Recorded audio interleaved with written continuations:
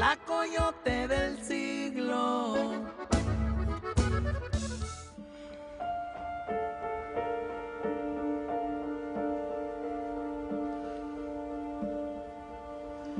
Estás bellísima.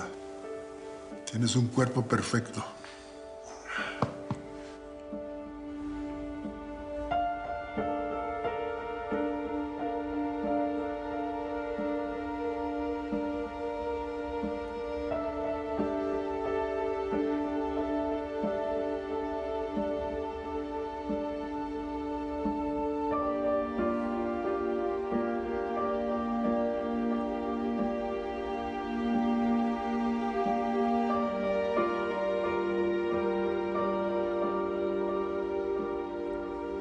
Abre los ojos.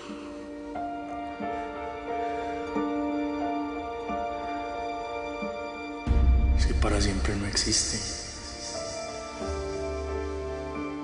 Y donde hay vida, hay esperanza.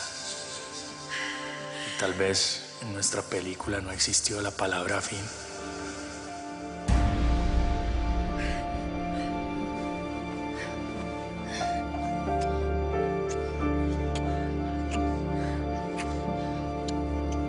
La coyote del siglo.